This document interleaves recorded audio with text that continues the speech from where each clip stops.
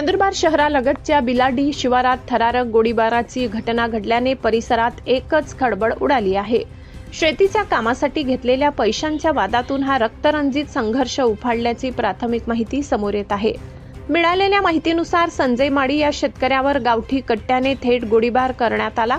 शेतात काम सुरू असतानाच अचानक झालेल्या या हल्ल्यामुळे परिसरातील नागरिक भयभीत झाले। गोळीबारानंतर आरोपींनी घटनास्थळावरून पळ काढल्याची माहिती मिळत आहे।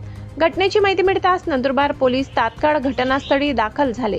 श्वान पथकासह पोलिसांनी संपूर्ण परिसराची नाकाबंदी करत तपासाची चक्रे वेगाने फिरवली।